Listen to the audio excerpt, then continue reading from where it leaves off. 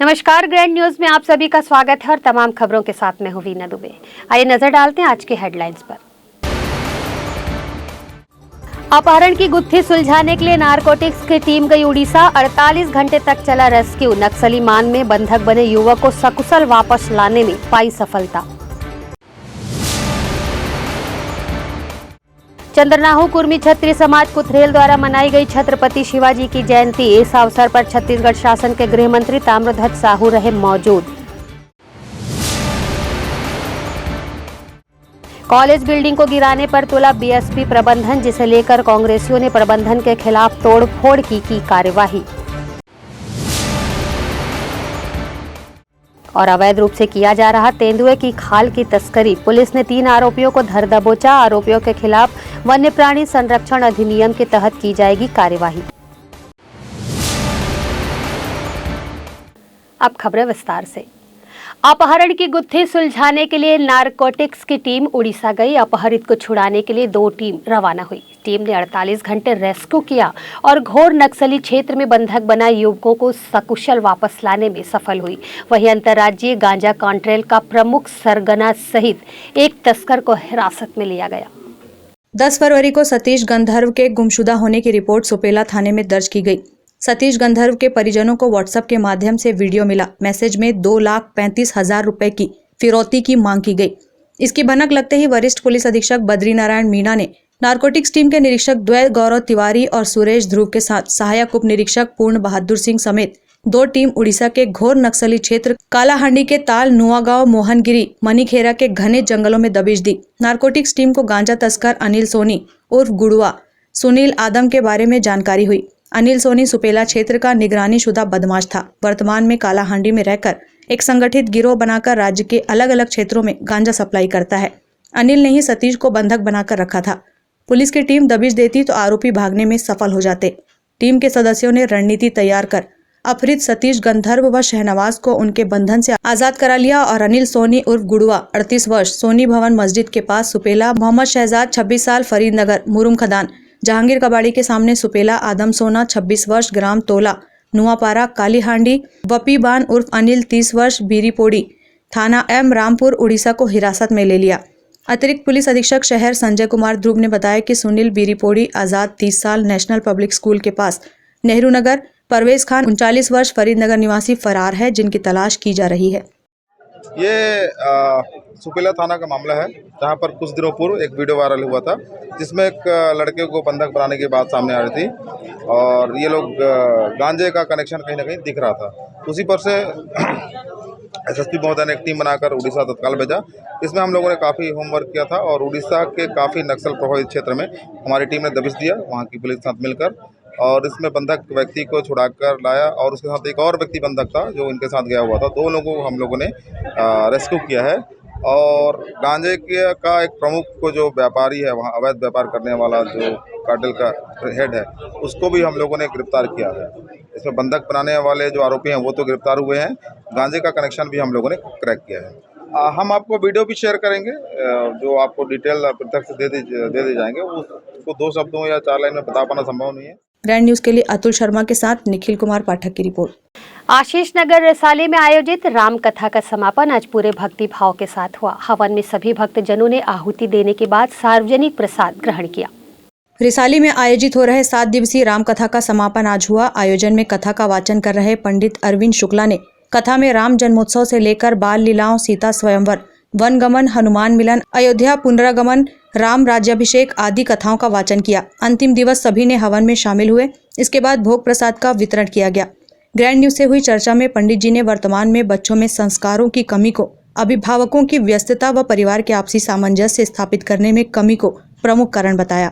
देखिए, हर घर में श्रीमद् भागवत कथा, महापुराण एवं श्री राम कथा श्रवण करना चाहिए। श्रीमद् भागवत महापुराण मरने की कला सिखाती है और श्री राम कथा जीने की कला सिखाती है। श्री राम कथा श्री मर्यादा पुरुषोत्तम प्रभु श्री राम समाज में रह करके मर्यादा जीवन को व्यतीत किए हैं। किस प्रकार घर में रह करके माता पिता का सम्मान करना चाहिए, किस प्रकार गुरुजनों की आज्ञा का पालन करना चाहिए, घर में कैसे सामंजस्य बना करके चलना चाहिए, ये सब हमें श्री राम कथा से प्रेरणा मिलती है। और आज हर घर में, हर समाज को, हर व्यक्ति को ये शिक्षा लेनी चाहिए, श्री राम मर्यादा पुरुषोत्तम प्रभु श्री राम जी के जीवन शैली को अपने हृदय में धारण करें और उन्हीं की ही मर्यादा का अनुकरण करते हुए कार्यशैली को लेकर के करें। जो लोग अगर ऐसा करते हैं, घर में शांति आती है, कलह का वातावरण मुक्त होता है और सुखमय जीवन व्यतीत होता है। तो श्री राम कथा का मुख्य आशय यही है कि जीने की कला सिखाती है। ग्रैंड न्यूज के लिए पूजा इंदौरिया के साथ निखिल कुमार पाठक की रिपोर्ट। चंद्रनाहो कुर्मी क्षत्रिय समाज कुथरेल में छत्रपति शिवाजी महाराज की जन्म जयंती समारोह का पूरे भव्यता के साथ आयोजन हुआ। इस समारोह में समाज के सभी उम्र के लोग सम्मिलित हुए। स्वतंत्रता एक वरदान है जिसे पाने का अधिकार हर किसी को है। ऐसी ही विचारधारा और अखंड भारत की परिकल्पना के साथ भगवा राष्ट्र के स्वप्न दृष्टा छत्रपति शिवाजी महाराज की जन्म जयंती समारोह का आयोजन दुर्ग के समीपस्थ गाँव कुथरेल में शिवाजी महाराज के वंशज माने जाने वाले छत्तीसगढ़ चंद्रनाहो कुर्मी समाज के द्वारा किया गया। इस कार्यक्रम में मुख्य अतिथि छत्तीसगढ़ शासन के गृह मंत्री ताम्रध्वज साहू उपस्थित रहे। कार्यक्रम की शुरुआत सुबह रंगोली के साथ प्रारंभ हुई। इसके पश्चात विशाल कलश यात्रा निकाली गई व फिर सांस्कृतिक कार्यक्रम तथा समाज के वरिष्ठ नागरिकों व प्रतिभाओं का सम्मान किया गया। जन्म जयंती कार्यक्रम के समापन अवसर पर पहुंचे गृह मंत्री ताम्रध्वज साहू ने शिवाजी महाराज कुर्मी समाज के पुरोधा स्वर्गीय चंदूलाल चंद्राकर व स्वर्गीय रघुवीर सिंह चंद्राकर के चित्र पर माल्यार्पण के साथ कार्यक्रम स्थल कुर्मी भवन के लिए किचन शेड निर्माण हेतु भूमि पूजन किया। कार्यक्रम को संबोधित करते हुए शिवाजी महाराज के अखंड भारत की स्थापना के लिए किए गए योगदान को याद करते हुए कहा कि स्वतंत्र भारत के स्वप्न दृष्टा थे शिवाजी महाराज। इस अवसर पर जिला पंचायत दुर्ग के अध्यक्ष शालिनी यादव, जिला पंचायत सदस्य योगिता चंद्राकर, जनपद अध्यक्ष देवेंद्र देशमुख, कुथरेल की सरपंच राजश्री चंद्राकर व बड़ी संख्या में समाज की महिलाएं एवं पुरुष उपस्थित रहे। आज यहाँ पर हमारे चंद्राकर समाज के पदाधिकारी और संगठन के द्वारा छत्रपति शिवाजी जयंती का आयोजन किया गया था। 19 फरवरी को जयंती था, पर हर समाज में 10 दिन 15 दिन तक अपने जयंती मनाते रहते हैं अपने वीर पुरुषों को। छत्रपति शिवाजी जयंती के विषय मनाने के अवसर पे हम सभी जानते हैं कि इस देश की एकता अखंडता के लिए छत्रपति शिवाजी की क्या भूमिका रही है, आपस में भाईचारा और सद्भाव बनाने के लिए उनकी क्या भूमिका रही है।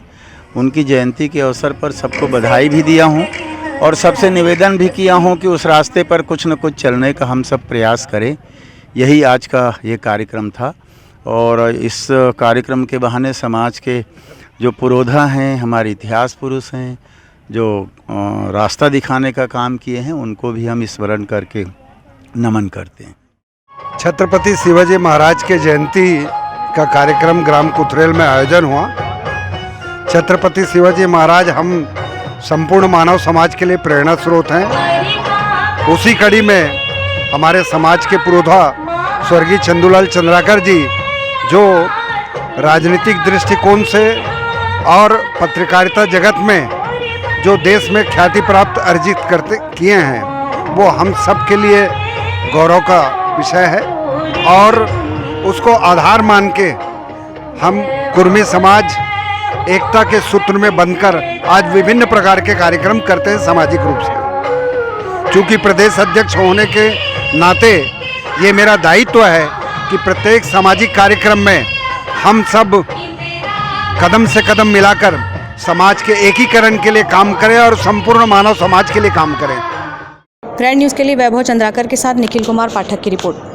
विभिन्न मामलों में आरोपियों की पतासाजी कर लगन, मेहनत एवं सूझबूझ से उल्लेखनीय कार्य करने वाले अधिकारी व कर्मचारियों को वरिष्ठ पुलिस अधीक्षक दुर्ग के हाथों प्रशस्ति पत्र से सम्मानित किया गया, जिसे पाकर पुलिस जवानों के चेहरे खिल उठे।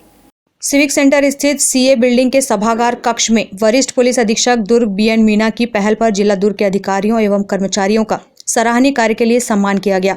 यह सराहनीय कार्य विभिन्न क्षेत्रों में तैनात अधिकारियों एवं कर्मचारियों के द्वारा अपने कार्य को लगन एवं मेहनत से कर्तव्य का निष्पादन करने के लिए दिया गया, जिसको स्वयं वरिष्ठ पुलिस अधीक्षक दुर्ग के द्वारा अपने हाथों से दिया गया। सराहनीय कार्य में मुख्यमंत्री की सुरक्षा व्यवस्था में तैनात जवानों की संपत्ति संबंधी अपराधों में मशहूर का बरामदगी हेतु उल्लेखनीय कार्य, ब्लाइंड मर्डर चर्चित मामलों में साइबर सेल के अधिकारियों कर्मचारियों पिंक गश्त के माध्यम से रक्षा टीम के द्वारा करने वाले कार्य, CCTNS के अधिकारियों कर्मचारियों, यातायात विभाग में पदस्थ जवानों के द्वारा अच्छे कार्य एवं ग्रीन कॉरिडोर बनाकर सराहनीय कार्य करने वाले जवानों तथा डायल 112 ERV में तैनात कर्मचारियों की त्वरित कार्रवाई के संबंध में कार्य एवं पुलिस लाइन में तैनात जवानों को एवं अन्य महत्वपूर्ण मामलों में संबंधित अधिकारी कर्मचारी को प्रशस्ति पत्र प्रदान कर साथ ही उज्जवल भविष्य एवं आगे भी बेहतर कार्य करने की शुभकामनाएं दी गई। सम्मान समारोह को लेकर एसपी बद्री नारायण मीणा ने अधिकारियों और कर्मचारियों को शुभकामनाएं दी। या कोई बंदोबस्त है या त्यौहार का बंदोबस्त हो या कोई अपराध जिन्होंने रोका हो या जिन्होंने डिटेक्ट किया हो, उसमें विशेष योगदान देने के लिए जिन कर्मचारी अधिकारियों का नाम आया आज हमने सभी का एक साथ, क्योंकि बहुत दिनों से उनको, क्योंकि पुलिस में इनाम और सजा एक प्रक्रिया होती है, तो उसमें इनाम देने के लिए आज सभी लोगों को यहाँ पर बुलाया गया। विभिन्न केस और विभिन्न बंदोबस्त में जिन्होंने अच्छा काम किया उनको सबको आज सम्मानित किया गया और इससे निश्चित रूप से सभी का मनोबल बढ़ेगा और वो उनकी कोशिश रहेगी कि आगे भी ऐसे अच्छे काम करें। कितने लोगों को दिए गए सर? ये लगभग करीब 400 से ऊपर अधिकारी कर्मचारियों को हमने आज यहाँ पर प्रशस्ति पत्र दिया है। सम्मान समारोह में 400 जवानों को सम्मानित किया गया। सम्मान पाकर सभी अधिकारियों और कर्मचारियों के चेहरे पर खुशी साफ देखने को मिली और समय समय पर ऐसे आयोजन से पुलिस कर्मचारियों के हौसले काम के प्रति और बुलंद होते हैं। ग्रैंड न्यूज के लिए अतुल शर्मा के साथ निखिल कुमार पाठक की रिपोर्ट। यहाँ वक्त है एक छोटे से ब्रेक का, बने रहिए ग्रैंड न्यूज के साथ। सेलिब्रेशन सफारी बारनवा पारा वाइल्ड लाइफ सेंचुरी में स्थित खूबसूरत cottage and rooms, Bastar art से सुसज्जित शानदार कॉटेज, सर्व सुविधा युक्त रूम्स, बाथटब युक्त बाथरूम, स्विमिंग पूल, बच्चों के खेलने के लिए पार्क, खान पान की व्यवस्था, प्रोफेशनल सर्विस, सेंचुरी घुमाने के लिए वाहन की व्यवस्था। सेलिब्रेशन सफारी बारनवा पारा। For booking and more details contact 9425507202। मैं जब अपने बालों को कोम करती थी तो मेरे काफ़ी ज़्यादा बाल कोम्बिंग से टूट जाते थे और सीजनल चेंजेस की वजह से डैंड्रफ भी होता था। फैमिली में भी कुछ लोगों को ये प्रॉब्लम थी। तब मुझे मेरी फ्रेंड ने वास्तु गुरुजी हेयर ऑयल सजेस्ट किया, जिसके सिर्फ 2 यूजेस बाद ही मुझे ऐसा लगा जैसे मेरी स्कैल्प क्लीन महसूस हो रही है और सिर्फ 4 वॉशेस बाद ही मेरी हेयर फॉल और डैंड्रफ की प्रॉब्लम ऑलमोस्ट जड़ से खत्म हो गई। और इस ऑयल की सबसे अच्छी बात यह है कि ये होममेड है और उससे भी अच्छी बात यह है कि ये वर्क करता है।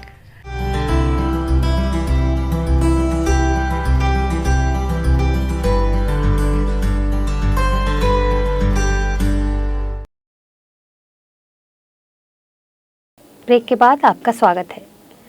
कोविड से संबंधित मृत्यु मामलों में प्रतिकार के लिए छत्तीसगढ़ राज्य विधिक सेवा प्राधिकरण बिलासपुर के निर्देश पर जिला विधिक सेवा प्राधिकरण दुर्ग द्वारा अभियान मुआवजा के लिए शिविर का आयोजन 25 फरवरी तक किया गया है। सुप्रीम कोर्ट की गाइडलाइन के अनुसार सभी राज्य सरकार को निर्देशित किया गया था, जिनकी मृत्यु कोविड से हुई है उनके परिजनों को 50,000 रुपए का मुआवजा राज्य अपने आपदा प्रबंधन कोष से दे और यह मुआवजा आवेदन के 30 दिन के भीतर जारी करनी होगी। इसके लिए प्रभावित अपने ग्राम पंचायत या नगर निगम में आवेदन देकर लाभ ले सकते हैं, लेकिन जिन प्रभावित परिजनों के आवेदन में दस्तावेज की कमी निकलकर पंचायत या नगर निगम ने आवेदन निरस्त कर दिया गया था, उन्हें जिला विधिक प्राधिकरण के माध्यम से फोन से सूचित कर जिला विधिक सेवा प्राधिकरण परिसर दुर्ग में 16 फरवरी से 25 फरवरी तक लगाए गए शिविर में आवेदन जमा करने के लिए प्रेरित किया जा रहा है तथा दस्तावेजों की कमी को पूर्ण कर मुआवजा दिलाने में सहायता की जा रही है। इस विषय में जानकारी प्रदान करते हुए जिला विधिक सेवा प्राधिकरण के सचिव राहुल शर्मा ने अपनी बात साझा की। मेरे को फ़ोन आया था कि आप जो फॉर्म भरे हैं वो अलग अलग ज़िले का है, इस कारण आपका वो कैंसिल कर दिया है ऐसा करके। नहीं, मेरे को तो यही बोला गया है कि अभी पूछा मैं तो मैडम वही बताई कि जैसे रायपुर ज़िला में रहती है आपकी माँ, वहाँ का वो आधार कार्ड है और वहाँ डेथ हुआ है उसका, तो वहीं का ही आदमी का एड्रेस और मतलब आधार वगैरह जो भी है रायपुर ज़िला का ही होना चाहिए, तो उनको मिलेगा ऐसा करके। अब ऐसा है कि मेरे को जब तक फ़ायदा नहीं मिला है तो मेरे लिए तो फ़ायदेमंद नहीं है अभी तक, है ना। जब मिलेगा तभी फ़ायदेमंद रहेगा, लेकिन ऐसे नहीं होना चाहिए।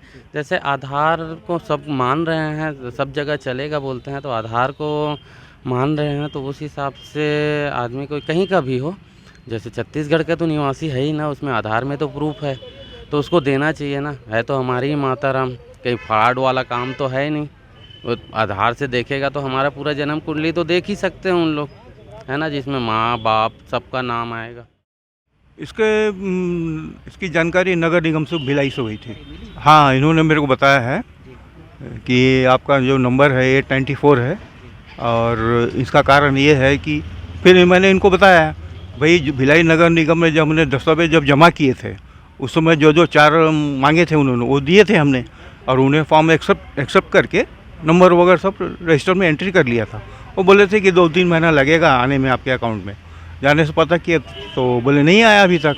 तो कल अनायास ही फ़ोन आया यहाँ का कि आप राजकुमार शर्मा बोल रहे हैं। बोला हाँ मैं राजकुमार शर्मा बोल रहा हूँ। तो बोले ऐसा है कि आपका जो था मतलब कोविड के अंदर में भुगतान होने का वो किसी कारणवश रुक गया है, तो कल आप आइए अपना डॉक्यूमेंट लेके यहाँ पे और हम फिर आपको बताएंगे। तो अभी नंबर से निकाले तो उसमें लिखा है कि कोविड से संबंधित दस्तावेज नहीं है। तो फिर हमने तो उन्होंने मांगे नहीं था, हमने दिया नहीं।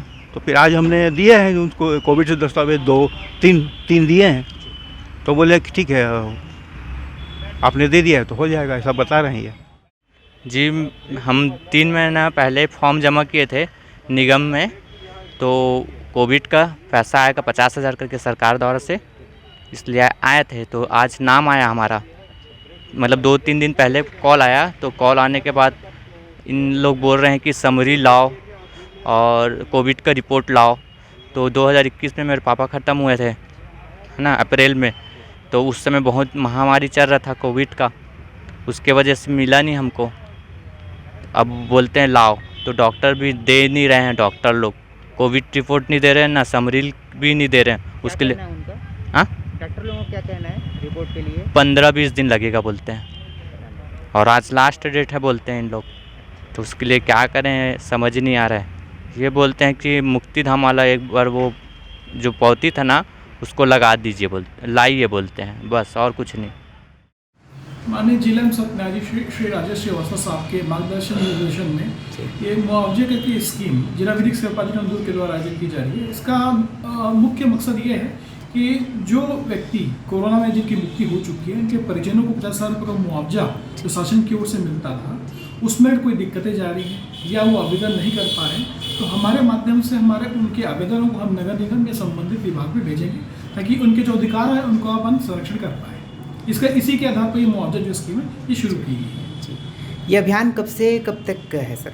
अभी जैसे फर्स्ट फेज में हम लोगों ने 16 तारीख से शुरू किया है और ये अभी 25 तारीख तक रहेगा। तो 25 तारीख तक जितने आवेदन हमारे पास संलग्न हो जाएंगे उसकी सूची बना के हम संबंधित विभाग को भेज देंगे, ताकि उनको जो घूमना पड़ता है वो घूमना ना पड़े और हमारे माध्यम से उनको अधिकारों को संरक्षण हम कर सकें। तो यहाँ पर उनकी समस्या का निराकरण 100% होने की संभावना है सर?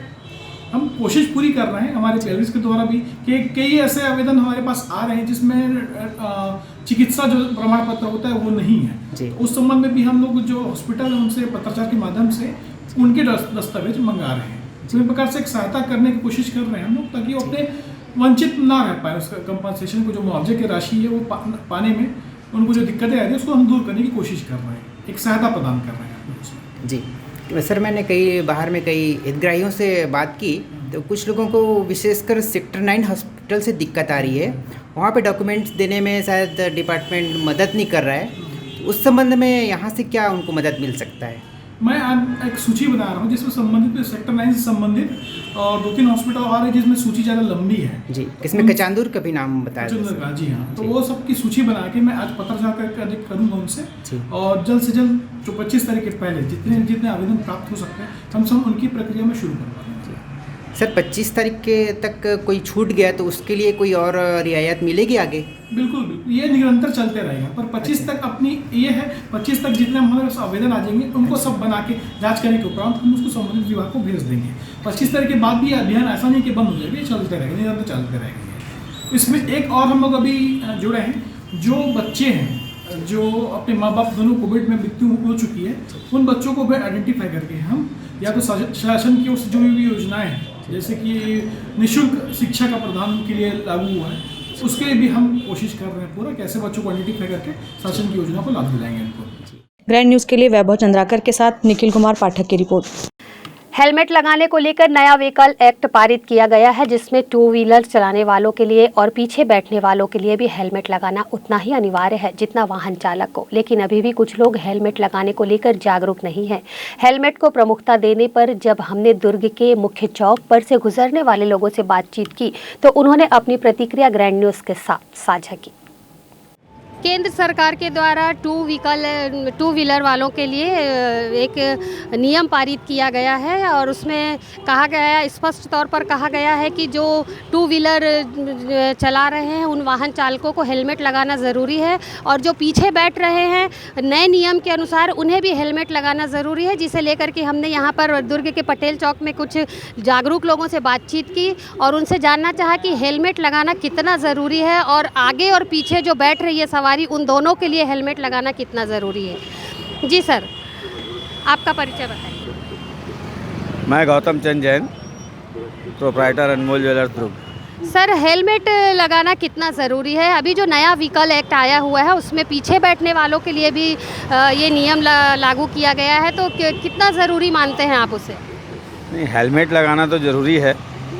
हेलमेट हर व्यक्ति को, जो टू व्हीलर हो चाहे थ्री व्हीलर हो, कोई भी जो जिसको हेलमेट लगा के ही चलना चाहिए। हेलमेट से परंतु पीछे बैठने वालों के लिए भी हेलमेट लगाने की आवश्यकता जो है वो भी अच्छी बात है। सरकार को इसके ऊपर ध्यान देना चाहिए। साथ ही चौराहे पर जो ट्रैफिक वालों को खड़ा करते हैं पुलिस वाले, तो वो जो ट्रैफिक वाले हैं वो बरोबर वहाँ पर अपनी ड्यूटी नहीं बजाते। वो एक किनारे में खड़े होकर पैसा वसूली करते हैं और आने जाने वाले चाहे रॉन्ग साइड से आए, रेड लाइट हो चाहे ग्रीन लाइट हो। हेलमेट लगाना जरूरी, पर शहर के अंदर उतनी ज़रूरत नहीं है। जैसे हम शहर के बाहर कहीं जा रहे हैं, हाईवे रोड है जहाँ पर ट्रैफिक है, बड़ी गाड़ियाँ चलती, वहाँ ज़रूरी है। पर शहर के अंदर तो क्या है, स्पीड भी कम रहती है और शहर के अंदर लोगों को तकलीफ भी होती है। फिर सर, इस वक्त हम शहर के बिल्कुल मुख्य चौराहे पर खड़े हुए हैं। यहाँ भी देख जिस तरीके से आप बता रहे हैं कि शहर में ज़रूरत नहीं है, क्यों ज़रूरत नहीं? यहाँ देखिए ट्रैफिक का कितना दबाव है, तो क्या यहाँ दुर्घटना नहीं हो सकती? ट्रैफिक का दबाव पर यहाँ पर तो क्या स्पीड कम रहती है ना, यहाँ पर सिग्नल है और मार्केट में वैसे भी जहाँ भीड़ रहेगी वहाँ स्पीड कम ही रहेगी ना, क्योंकि ट्रैफिक बहुत रहती है। हेलमेट लगाना कितना ज़रूरी है? हेलमेट ज़रूरी है, मेरा ये कहना है हेलमेट ज़रूरी है। पर शहर के बाहर जैसे हम हाईवे पे जा रहे हैं तो हेलमेट तो ज़रूरी है, बहुत ज़रूरी है। नियम तो सही है, हेलमेट हमारी सेफ्टी के लिए ही है। जैसे हम कई बड़े शहरों में मेट्रो सिटी में जाते हैं तो वहाँ देखते हैं कि हेलमेट में जो दूसरी सवारी बैठी होती है वो भी हेलमेट लगाई होती है। तो हमारे शहर छत्तीसगढ़ के लिए क्या ये ज़रूरी है? खैर, अब ये नया है हमारे शहर के हिसाब से थोड़ा, तो देखते हैं।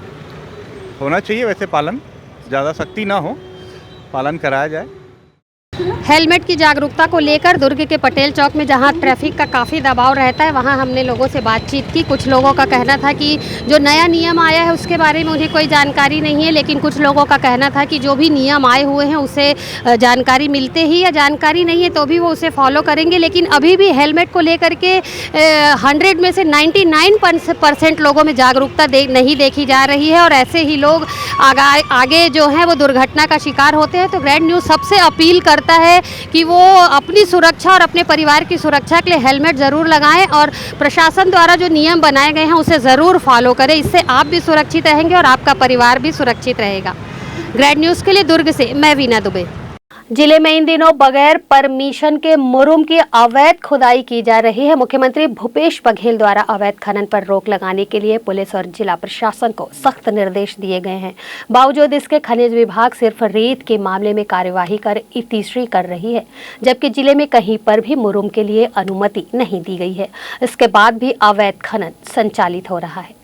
मिली जानकारी के अनुसार अहिवारा के ग्राम भटगांव में धड़ल्ले से अवैध मुरुम खनन की बात सामने आ रही है। यहां गांव के सरपंच, उप सरपंच व सचिव की शय पर नदी रोड सरार में खनिज माफिया पिछले लंबे समय से सक्रिय हैं। शिकायतकर्ता ऋषि टंडन ने बताया कि बगैर रॉयल्टी पर्ची यहां रोजाना अवैध मुरुम खनन किया जा रहा है। आपको बता दें कि खनिज संपत्ति के जरिए मिलने वाली रॉयल्टी राशि से विकास कार्य किया जाता है। इस राशि को डीएमएफ फंड में रखा जाता है ताकि अनिवार्य सेवा के लिए इस राशि का उपयोग किया जा सके। लेकिन यहाँ जिले में बगैर रॉयल्टी पर्ची के अवैध खनन जारी है। ऐसे में जहाँ सरकार को राजस्व की तगड़ी हानि हो रही है, वहीं विकास कार्य भी प्रभावित हो रहे हैं। वहीं ग्रामीण प्रशासन से तत्काल अवैध उत्खनन पर रोक लगाने के साथ ही दोषी पदाधिकारियों को पदमुक्त करने की मांग कर रहे हैं, जिसके लिए ग्रामीणों ने कलेक्टर डॉक्टर सर्वेश्वर नरेंद्र भूरे को ज्ञापन सौंपकर कहा कि भटगांव सरपंच द्वारा पंचों को गुमराह कर कृषि भूमि की सिंचाई नाली पर मनरेगा के तहत रास्ता बनाने प्रस्ताव पारित किया गया है। इसकी बड़ी वजह ये बताई गई है कि सरपंच द्वारा गांव के एक बड़े किसान को रास्ता देना है। उक्त भूमि पर प्रशासन द्वारा सिंचाई नहर बनवाई गई है, जहां ग्राम पंचायत द्वारा पंचों को गुमराह कर पुनः सिंचाई के लिए दुरुस्त कराया जा रहा है। उक्त कृषि भूमि तत्कालीन मध्य प्रदेश सरकार द्वारा भूमिहीन मजदूरों को कृषि भूमि के तौर पर दान में दे दी गई थी, जहां अनेक कृषिहीन कृषक कृषि कार्य कर अपना जीवन यापन कर रहे हैं। वर्तमान में उन्हें उनकी भूमि से रास्ता देने प्रताड़ित किया जा रहा है। उल्लेखनीय है कि पूर्व में इसी भूमि पर रास्ता बनाने की शिकायत तत्कालीन सरपंच द्वारा की गई थी, जिसके बाद प्रभावित किसानों ने शासन प्रशासन के समक्ष विरोध दर्ज कराया था। प्रकरण पर तत्कालीन अनुविभागीय दंडाधिकारी द्वारा आदेश पारित किया गया था कि उक्त भूमि में किसानों की कृषि भूमि में सिंचाई साधन के लिए शासन प्रशासन द्वारा नहर बनाई गई है। पिछले 2-3 साल से जब से नवा पंचायत के गठन हो तब से सरपंच पति उप सरपंच भूपेंद्र देशमुख और वहाँ पिछले 8-9 साल से काबिज सचिव श्रीमती भावना यादव पूरा मनमानी पे उतरा है। कोई काम ऐसे नहीं होते कि गांव के विकास हो, बल्कि गांव और पीछे जाता न मन 20 साल 30 साल पीछे। प्रमुख मामला में लेकर 3 मामला। एक मामला है जे हमारे गांव के आमा तालाब से लेके डगराही धरसा वाले जे भूमिहीन किसान मल्ला मध्य प्रदेश सरकार भूमि आवंटित करी से ओकर किनारे से आर्डर को सिंचाई के साधन बने हुए नाली वो में अपन एक सौजाती भाई अनिल गौतम ला जो बड़े किसान हैं ओला रास्ता देख लिए किसान मल्ला जो छोटे छोटे किसान है हमारे मन से दाई मन हवे है जो प्रभावित किसान है वो में ना रास्ता देवर आतुर है और खुदे उप सरपंच है तो समर्थित पंच मल्ला अपन प्रस्ताव में साइन करवा के मनमानी रूप से काम करवाते। दूसरा जो समस्या है मुरुम खनन पिछले 2 साल से चला थे। मैं 2 साल से कलेक्टर साहब ला विभाग ला आवेदन करत आवत हूँ। तो मोर आखिरी आवेदन है कि अब एम का करी कलेक्टर साहब वो निर्णय करी ओकर बाद फिर मैं मोर पास अनशन के रास्ता बची। रात के टाइम घलो रात के 12 बजे 2 बजे तक ओकर ट्रक चला थे और वो रास्ता में प्रधानमंत्री ग्राम सड़क योजना के तहत सड़क बने रास्ता बने हैं वो पूरा क्षतिग्रस्त हो चुके हैं। ये प्रकार के मनमानी करत। तीसरा जो है अवैध प्लाटिंग ओकर संरक्षण में होते हम तो सुने यहाँ तक पैसा घलो ले हो के 2-2 लाख 3 लाख रुपए मांगे हैं और कतका कन मिल घलो गए कि हम सच्चाई नहीं जानो सुने हो मैं। तो ये सब मामला कौन मांगा है पैसा? उप सरपंच भूपेंद्र देशमुख अवैध प्लाटिंग ओकर संरक्षण में होते ये हम सब मामला लेकर आना। सबसे हमारे प्रमुख जो किसान के समस्या है वो आर्डर को ला रास्ता बनाते हम ओकर पुरजोर विरोध करा था। जब भी सीमांकन के लिए लेते जब RIA पटवारी बुलाते तो किसान वाला सूचना नहीं देते तुरंत और तुरंत कहते तुम आओ तुरंत जगह में कागज और पत्रिका धर के तुम्हारा। अभी कलेक्टर साहब से क्या आश्वासन? कलेक्टर साहब हम लोग ठीक है हम जांच करा था पिछले साल गलो कह रही थी यहू साल के। अब देखो कि कलेक्टर साहब ओमें कतक कार्रवाई करते हो नहीं हुई तो फिर किसान मल्ला ग्रामीण मल्ला लेके हमन सब अपन पार्टी के तरफ से मैं जनता कांग्रेस जोगी के तरफ से अजीत जोगी युवा मोर्चा के लोकसभा अध्यक्ष हूँ हमारे संग भाई हमारे संभाग के खनिज अधिकारी से मुलाकात की आपने? खनिज अधिकारी से मैं अभी जावत हूँ मुलाकात करे बर। पिछले साल घलो गए रहे हूँ मंत्रालय के अधिकारी घला फोन करे हूँ। क्या कहना है उनका? हम आवत हन जांच करे थे कथे लेकिन कोनो नहीं आए। ग्रैंड न्यूज के लिए दुर्ग से बीना दुबे की रिपोर्ट। रिसाली निगम के वार्ड 26 अवधपुरी में बना कल्पतरु अपार्टमेंट के आसपास में रहने वाले लोगों की परेशानियों का सबब बना हुआ है। यहां से निकलने वाले ड्रेनेज वाटर के लिए कॉलोनाइजर ने सीवरेज पाइपलाइन नहीं बिछाने से रिक्त पड़े भूखंड में ड्रेनेज वाटर जमा होने लगा है, जिससे बदबू उत्पन्न होने लगी है और इससे आम जनजीवन प्रभावित हो रहा है। अवधपुरी रिसाली के वार्ड 26 में बने कल्पतरु अपार्टमेंट व कल्पतरु परिसर में ड्रेनेज सिस्टम व सीवरेज लाइन नहीं होने की वजह से बिल्डिंग का सारा ड्रेनेज वाटर खाली पड़ी जमीन में एकत्र हो जाता है, जिससे रिक्त भूखंड ने डबरा का रूप ले लिया है, जहां प्रतिदिन आवारा पशु आकर क्षेत्र को और भी गंदा करते हैं। आसपास के लोगों का कहना है कि पानी जमा होने की वजह से दिन भर बदबू आती रहती है और शाम को मच्छर भी काफी पनप रहे हैं, जिससे आए दिन रहवासियों को डेंगू और मलेरिया जैसी बीमारियों से ग्रस्त होने की बातें प्रकाश में आती है। निगम में बार बार शिकायत करने के बाद भी अभी तक कोई कार्रवाई नहीं की गई है। इस मामले में वार्ड के नवनिर्वाचित पार्षद अनिल कुमार ने भी नाली निर्माण और सड़क निर्माण कार्य करवाने का आश्वासन दिया है। बहुत दिक्कत है, बहुत दिक्कत है, परेशान है। तो फ्लड बना है तो इसको निकासी पूरा वही है। सोचना चाहिए था कहीं भी ओपन में पानी कई बार बोल चुके हैं, बंद भी किए थे तब भी ये हाल है। रोकने वाला कोई नहीं है ना, ये सब वही पूरा एरिया है। बदबू आता है कि पूरा यहाँ तक आए थे, पूरा बहुत परेशानी है। खड़े खड़े गए सब, पूरा सड़क वाले सब आके दिखाए गए थे। देखो पार्षद वगैरह को वो सब आए थे, कहते हैं लेकिन आते नहीं है। बदबू तो बहुत ज़्यादा है। शाम को तो हम लोग यहाँ वॉकिंग भी नहीं कर सकते, इतनी बदबू रहती है। हाँ, घर में बैठने से भी पूरी स्मेल आती है। हाँ, और ये भैंस तो अति की है, आते हैं डेली और उसके साथ साथ पूरा गोबर करते हुए जाते हैं। गंदगी पूरा यहाँ इसमें तो डबरा बना हुआ है। यहाँ इतनी गंदगी है, इतनी मतलब मच्छर इतना हो रहा है कि आए दिन हम लोग को परेशानी होती है और बदबू के मारे हम लोग को रहना भी मुश्किल हो गया है। और कई बार हम लोग कंप्लेन किए हैं लेकिन कोई सुनता नहीं है। बस आके कभी आएंगे, देख के चले जाएंगे, होगा और उसके बाद कोई होता नहीं। और इसी में भैंस भी आती है, सब रोड गंदा कर रही है, सब कर रही है। सबसे ज़्यादा तो यहाँ बदबू से परेशान है हम लोग, जो पानी की वजह से। ये पानी रहना, मच्छर, इतना मच्छर है कि यहाँ रहना मुश्किल है। आप कम से कम इसको ड्रेनेज का सिस्टम बनाना चाहिए प्रॉपर, और इनको निकालने के लिए कम से कम इनकी व्यवस्था करना चाहिए था। या तो अंडरग्राउंड पानी करके निकालना चाहिए, और निकाले नहीं, छोड़ दिए हैं। पूरे अपार्टमेंट का पानी आ रहा है, वो अपार्टमेंट का भी पानी आ रहा है, ये अपार्टमेंट का भी पानी आ रहा है। परेशान तो हम लोग हो रहे हैं ना, जो यहाँ रह रहे हैं, कि ये सब कर चुके हैं। वो ये जो प्लाट वाले भी आए थे, वो बंद भी किए, फिर बाद में खोल दिया गया। यहाँ पे हम लोग को बहुत हाँ, तो बीच में बोला था नाली बनेगा, क्या बनेगा, उसके बाद आज तक हम लोग 2 साल 3 साल हो गए, अभी ऐसे ही चल रहे हैं, बस बोल के चले जाते हैं। ग्रैंड न्यूज़ के लिए पूजा इंदौरिया के साथ निखिल कुमार पाठक की रिपोर्ट। यहाँ वक्त है एक और छोटे से ब्रेक का। खबरें और भी है, बने रहिए ग्रैंड न्यूज़ के साथ।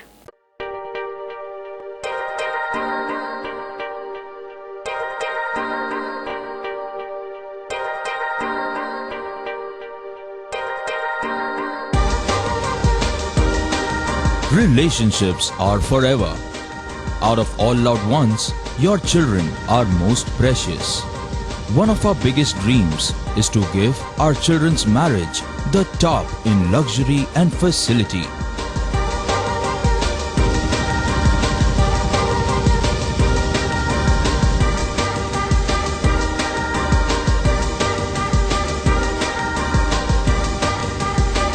In today's busy life, you cannot afford to take time out for everything to be perfect for your marriage.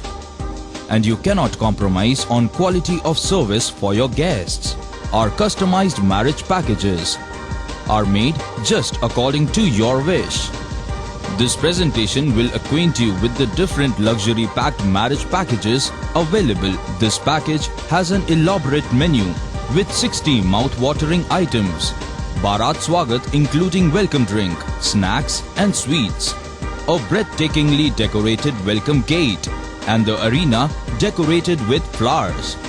To give you the best colors in view, we organize special light effects for all areas.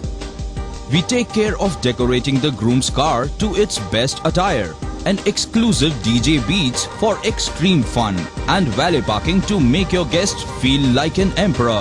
Our exclusive add-ons give you unlimited freedom to customize your ceremony to its best. Break के बाद एक बार फिर आपका स्वागत है। SR hospital Chikhli एक ऐसा hospital है जो प्रदेश भर में विख्यात है, जहां कम पैसों में सर्वोत्कृष्ट उपचार किया जाता है और अपने सामाजिक उत्तरदायित्वों का निर्वहन करने के लिए सदैव तत्पर रहा है। इस हॉस्पिटल में जहां तत्काल उपचार हो जाता है, साथ ही यहां के चिकित्सकों ने कम पैसों में बेहतर इलाज संभव करके दिखाया है। मोतियाबिंद का सबसे कम दरों में ऑपरेशन करने की उपलब्धि भी इसी हॉस्पिटल के नाम दर्ज है। एसआर हॉस्पिटल के चेयरमैन संजय तिवारी ने बताया कि नेत्र व पर्दा रोग की विशेषज्ञ डॉक्टर छाया भारती MBBS MS की सेवाएं इस हॉस्पिटल में दे रही हैं और उनके द्वारा नेत्र रोगियों का कम दरों में ऑपरेशन किया गया। संजय तिवारी के अनुसार डॉक्टर छाया भारती दुर्ग जिले की पहली महिला पर्दा रोग विशेषज्ञ हैं। डॉक्टर छाया भारती ने ग्रैंड न्यूज से चर्चा करते हुए कहा कि मोतियाबिंद काला व सफ़ेद दोनों प्रकार का होता है, उनमें अंतर भी है। उनका कहना है कि पिछले 7 वर्षों से पर्दा संबंधित बीमारियों का सफलतापूर्वक इलाज व ऑपरेशन कर चुकी हैं। उनके पास 24 वर्षों से मोतियाबिंद के सफल ऑपरेशन करने का अनुभव है। डॉक्टर छाया भारती का श्री दादाजी रेटिना क्लिनिक गदा चौक सुपेला भिलाई में है, जहां वे सुबह अपनी सेवाएं देती हैं। कुदरत का दिया हुआ एक लेंस होता है, हमारे हम सब की आँख में कुदरत का दिया हुआ एक लेंस होता है और समय के साथ जब हम बुजुर्ग होते हैं तो वो धीरे धीरे उसमें सफ़ेदी आती है, तो वो मोतियाबिंद होता है। लेकिन कई बार चोट लगने के कारण भी मोतियाबिंद जल्दी बन जाता है, या बच्चों में बन जाता है, या फिर जवान लोगों में भी बन जाता है। तो जो कुदरत का दिया हुआ लेंस है, जब वो सफ़ेद हो जाता है तो उसको मोतियाबिंद बोलते हैं। रेटिना क्या होता है? रेटिना आँख का पर्दा कहलाता है, जो ब्रेन का भाग है जिससे हमें नज़र आती है, जो हम देखते हैं उसको वो कैच करके हमारे ब्रेन तक पहुंचाता है। काला मोतिया का मतलब होता है कि आँख का प्रेशर बढ़ गया है और जो आँख के पीछे जो नस होती है जो ब्रेन तक जाती है उसमें दबाव बढ़ रहा है, जिसकी वजह से हमारी रोशनी धीरे धीरे कम होती है। और जो सफ़ेद मोतिया है, जो जैसा मैंने बताया कि जो हमारे आँख का लेंस होता है वो उम्र के साथ सफ़ेद हो जाता है, वो जो है वो सफ़ेद मोतिया होता है। माता पिता को नवजात शिशु की आंखों में ध्यान से देखना चाहिए और कई बार ऐसा होता है कि नवजात शिशु की आंख में भी मोतियाबिंद रहता है।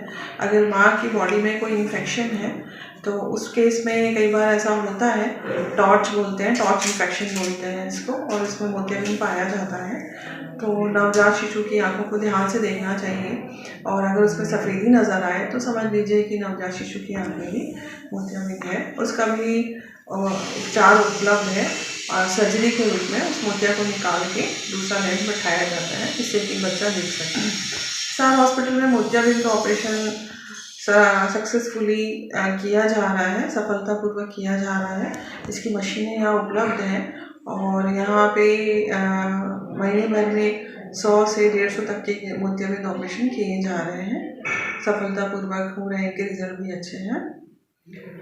जब भी इंसान को आँखों में कम दिखाई दे, कायदे से हमको 4-5 महीने में एक आँख बंद करके इस तरीके से, कभी ये आँख कभी ये आँख, इस तरह से बंद करके चेक करना चाहिए कि जब भी इंसान को आँखों में कम दिखाई दे, कायदे से हमको 4-5 महीने में एक आँख बंद करके इस तरीके से, कभी ये आँख कभी ये आँख, इस तरह से बंद करके चेक करना चाहिए कि मेरे को किसी आँख में कम तो नहीं दिख रहा है। और अगर ऐसा महसूस हो कि कम दिख रहा है तो जाके डॉक्टर को दिखाना चाहिए। और अगर उम्र ज़्यादा है या बीपी शुगर के पेशेंट है, मरीज़ है और कभी आँख में चोट लगी है तो भी तुरंत जाके दिखाना चाहिए। उससे फिर समझ में आ जाता है कि आँख में कम दिखने का कारण मोतिया है या पर्दे से जुड़ी हुई कोई तकलीफ़ है। अगर मोतिया बहुत ज़्यादा आगे बढ़ जाता है और सफ़ेद हो जाता है तब वो आईने में भी दिख जाता है। पर्दे का इलाज डिपेंड करता है कि कौन सी तकलीफ़ है। जैसे शुगर है तो शुगर वाले मरीज़ों को अपने पर्दे का रूटीन चेकअप यानी कि हर 4 से 6 महीने में चेक करवाना चाहिए, ताकि पर्दे में जो छोटे छोटे खून के धब्बे अगर आ रहे हैं तो अगर वो एक स्टेज ऐसी आती है जिसमें कि हम लेज़र कर देते हैं ताकि कभी इसमें खून ना उतर पाए। बीपी शुगर की नियमित जांच करवानी चाहिए, उसको कंट्रोल भी करना चाहिए।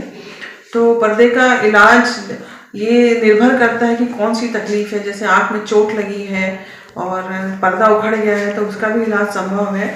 हालांकि ऑपरेशन के बाद पहले जैसी रोशनी नहीं रह जाती है, लेकिन आँख बच जाती है और रोशनी पूरी ख़त्म नहीं होती, लेकिन कुदरत की दी हुई रोशनी से लगभग रोशनी आपकी कम हो जाती है, लेकिन आपकी आँख बची रहती है।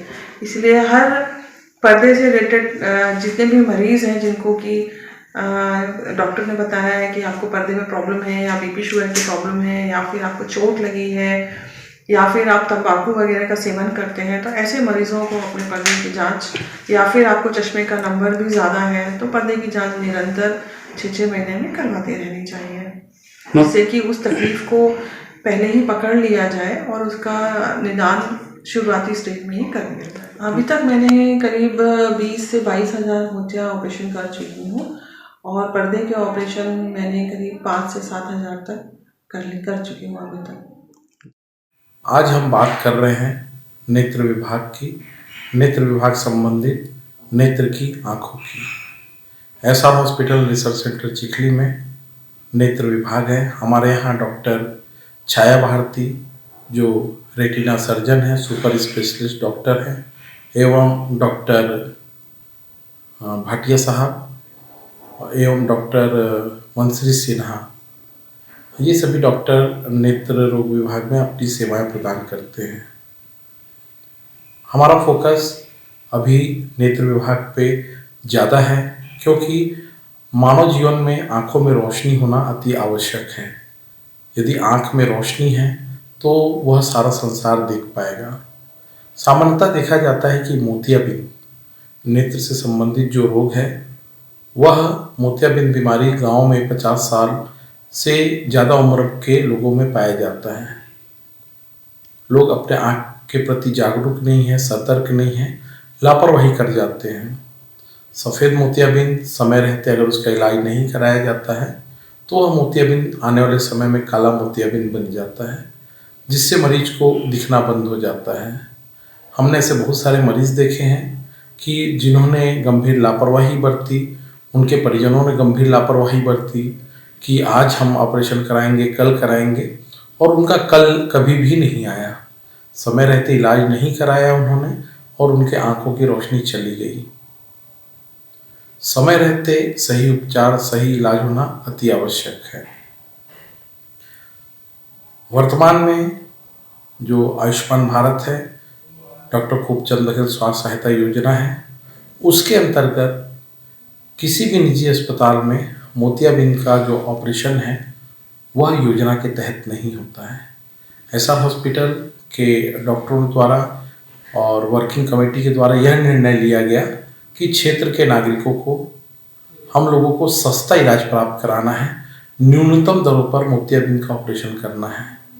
एसआर हॉस्पिटल संपूर्ण छत्तीसगढ़ का एकमात्र अस्पताल है जहां न्यूनतम दरों पर मोतियाबिंद का ऑपरेशन किया जाता है। एसआर हॉस्पिटल यह चाहता है कि क्षेत्र के समस्त नागरिक, वृद्ध माताएं, वृद्ध पुरुष जो हैं वो सही समय पे अपना ऑपरेशन कराएं। जो मजदूर हैं, किसान हैं, ग्रामीण क्षेत्र में निवास करते हैं, वो आर्थिक रूप से कई बार ऐसा देखा जाता है इलाज नहीं करा सकते हैं। तो अस्पताल ने मानव सेवा को ध्यान में रखते हुए न्यूनतम दरों पर, कम से कम दरों पर यह सुविधा उपलब्ध कराई है क्षेत्रवासियों के लिए। और मैं ये जो इलेक्ट्रॉनिक मीडिया आपका चैनल है, ग्रैंड चैनल, उसके माध्यम से मैं यह बताना चाहूँगा कि ह्यूमन पार्ट से जो शरीर का जो अंग है वह किसी भी दुकान में नहीं मिलता है। विश्व में ऐसी कोई भी दुकान नहीं बनी है कि जहाँ पर असली आँख मिल जाए। इसलिए आप अपने शरीर का ध्यान रखिए और सही समय पे सही इलाज कराइए। हम सभी का दायित्व है अपने घर में जो बुजुर्ग हैं, बुजुर्ग माता हैं, बुजुर्ग पिता हैं, या जो भी बुजुर्ग जो भी रिश्ता है, उनका हम ध्यान रखें, उनकी सेहत का ध्यान रखें और उनकी आंखों की चेकअप निरंतर कराएं और उनके आंखों में रोशनी बने रहे, ऐसा प्रयास करें। एसआर हॉस्पिटल आपकी सेवा के लिए सदैव तत्पर। आप सभी का बहुत बहुत धन्यवाद। हाँ, मैं प्रेमलाल चंद्राकर, नेत्र सहायक, SR hospital and research centre, ग्राम चिखली। मैं विगत वर्षों से, जब से हॉस्पिटल का निर्माण हुआ है तब से मैं आई डिपार्ट में यहाँ पे कार्यरत हूँ। मेरे द्वारा एवं मेरे संस्थान के द्वारा गरीब, जितने भी गरीब प्रकार के आते हैं हमारे यहाँ मोतियाबिंद के लिए, जो बाहर में इलाज नहीं करा पाते हैं, पैसे लगते हैं, वो यहाँ हमारे यहाँ कम दर पे, कम रेट पे, बहुत आसानी से और सुविधा युक्त और सभी प्रकार के दवाई और ये खाने वाने का, रहने का व्यवस्था, ये हम लोग बिल्कुल सुनिश्चित रखे हुए हैं एकदम कम दर पे। इसमें भारी मात्रा में हमारे पास में मोतियाबिंद के मरीज का आगमन चालू हो गया है और कम से कम यही एसआर हॉस्पिटल रिसर्च सेंटर ग्राम चिखली में 2018 से लेकर अभी तक कम से कम 5,000 से आगे का मोतियाबिंद का सफल ऑपरेशन हम लोग किए गए हैं हमारे नेत्र सहायक विशेषज्ञ के द्वारा और टीम है उनका। इस बेस में एसआर हॉस्पिटल में गरीब से गरीब लोगों के लिए बहुत अच्छे सुविधा उपलब्ध है। यहाँ पे रेटिना सर्जन और यहाँ पे नेत्र सर्जन हमेशा अवेलेबल रहते हैं। किसी प्रकार के यहाँ पे कभी भी मोतियाबिंद के ऑपरेशन में कोई ऐसा शिकायत अभी तक नहीं आया एसआर हॉस्पिटल में, या कहीं पे ऐसी दाग नहीं लगा कि यहाँ से ऑपरेशन होके जाने के बाद हमें ठीक से दिखाई नहीं देता। मैं तो चाहता हूँ कि ये बात सब प्रत्येक गरीब के पास पहुँचे, जिनके असहाय हैं, जिनके पास में ऑपरेशन करने का पैसे नहीं है, तो उनको भी हम लोग कम से कम में निःशुल्क इलाज के रूप में भी ऑपरेशन किए हैं। ऐसा कई लोग हैं जिनका हमारे संस्थान द्वारा किया गया है इलाज निःशुल्क। यहाँ पर मैं बता देना चाहता हूँ कि प्रत्येक लोगों को चाहिए कि अपना आँख नियमित चेक करवाते रहें, चाहे बच्चे हों, छोटे हों, बच्चे हों, चाहे बड़े हों, चाहे बुजुर्ग हों। 40 होता है, 40 साल के बाद में प्रत्येक को चश्मा लगता है, ये सभी हम लोग जानते हैं। ग्रैंड न्यूज़ के लिए अतुल शर्मा के साथ निखिल कुमार पाठक की रिपोर्ट। बेमेतरा में multi track digital recording studio का शुभारंभ हुआ। छालीवुड निर्माता निर्देशक मोहन सुंदरानी के कर कमलों से रिकॉर्डिंग स्टूडियो का उद्घाटन हुआ। बेमेतरा जिला मुख्यालय के मोहभट्टा रोड ब्राह्मणपारा में Chhattisgarh Chhollywood DRM multi track digital recording studio का शुभारंभ हुआ, जिसमें मुख्य अतिथि के रूप में छॉलीवुड निर्माता निर्देशक मोहन सुंदरानी रहे उपस्थित। विशिष्ट अतिथि स्थानीय विधायक आशीष छाबड़ा रहे। साथ ही इस दौरान नगरपालिका अध्यक्ष शकुंतला मंगत साहू सहित अन्य कांग्रेसी कार्यकर्ता मौजूद रहे। श्री सुंदरानी ने लोगों को संबोधित करते हुए कहा कि यह बेमेतरा जिले के लिए गर्व की बात है कि यहाँ डिजिटल रिकॉर्डिंग स्टूडियो का शुभारंभ हो रहा है, जिससे जिले के स्थानीय व आसपास के कलाकारों को अपनी प्रतिभा को निखारने दूर नहीं जाना पड़ेगा। वे जिला मुख्यालय से अपनी प्रतिभा को आवाज़ दे पाएंगे और छत्तीसगढ़ का नाम रोशन करेंगे। यह सब कहते हुए उन्होंने रिकॉर्डिंग स्टूडियो संचालक धनंजय मिश्रा व देवराज मिश्रा को शुभकामनाएं दी। जय छत्तीसगढ़, जय जोहार। आज छालीवुड छत्तीसगढ़ बेमेतरा में एक रिकॉर्डिंग स्टूडियो, जहां पे वीडियो शूटिंग भी होगी, उस स्टूडियो का आज हम कार्यक्रम उद्घाटन करने के लिए पहुंचे। साथ में महापौर जी भी थी, शकुंतला जी, और यहाँ के विधायक श्री छाबड़ा जी भी थे। बड़े गर्व उत्साह की बात है कि आज बेमेतरा में स्टूडियो का उद्घाटन हुआ। मैं इस अवसर पर एक जरूर निवेदन करूंगा हमारे बेमेतरा की महापौर जी और विधायक जी की, सदा कुर्सी आपके हाथ में रहे, यह मेरी दुआ आशीर्वाद। मगर प्रत्यक्ष अप्रत्यक्ष रूप से इन कलाकारों को प्रोत्साहन देंगे। निश्चित एक कलाकार मेरे तक मिलने में बड़ा कठिनाई होती है नहीं, और बेमेतरा के पास में है, यहाँ से 10 किलो 20 मिनट 25 किलोमीटर दूर पे, तो उनके लिए एक अच्छी सुविधा हो जाएगी। जो यहाँ तक पहुँचेगा वो निश्चित रूप से मेरे तक पहुँचने में उसको आसानी होगी। इस स्टूडियो का जो भी स्टूडियो में गाएगा या एक्टिंग करेगा, जरूर मैं अपने चैनल द्वारा प्रसारण करके पूरे हिंदुस्तान में, पूरे वर्ल्ड में उसको फेमस करने का प्रयास करूंगा।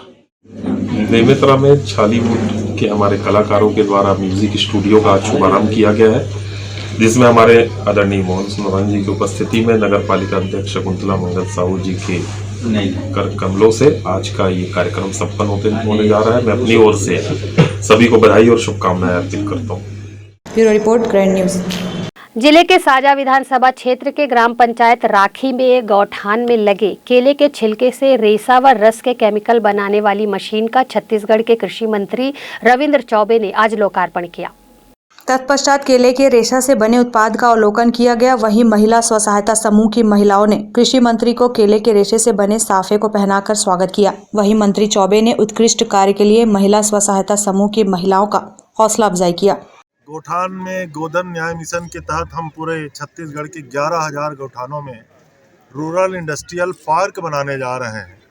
तो उसकी शुरुआत केले के रेशे से कपड़ा बनाने का छोटा इंडस्ट्री यहाँ हमारी महिला समूह की बहनों के लिए उसका इनॉग्रेशन करने आया था। और सौभाग्य है कि अब आदरणीय मुख्यमंत्री जी ने जो ग्राम स्वराज योजना की शुरुआत की है, स्वराजी गांव योजना के रूप में, और उसमें उन्होंने निर्णय लिया है हम अपने गौठान को रोजगार का केंद्र बनाएंगे, उत्पाद का केंद्र बनाएंगे, कुटीर उद्योग हम वहाँ लगाएंगे। उसकी शुरुआत आज हमारे राखी की इस गौठान से हो रहा है। मैं आप सबको शुभकामनाएं देता हूँ। Bureau report, grand news. Rajnandgaon जिले के खैरागढ़ वन मंडल अंतर्गत बीती 21 फरवरी की रात्रि में वाहन चेकिंग के दौरान पुलिस तथा वन मंडल खैरागढ़ के उप वन मंडल गंडई की टीम ने अवैध रूप से तेंदुए की खाल का परिवहन करते हुए 3 आरोपियों को पकड़ा है। पकड़े गए आरोपियों के पास से तेंदुए की खाल जब्त की गई है। राजनांदगांव जिले के गंडई से सालेवारा सड़क मार्ग पर स्थित रेंगाखार वनोपज जांच नाका में वाहन की जांच के दौरान स्विफ्ट वाहन में अवैध रूप से तेंदुए की खाल का परिवहन करते हुए 3 आरोपियों को गिरफ्तार किया गया है।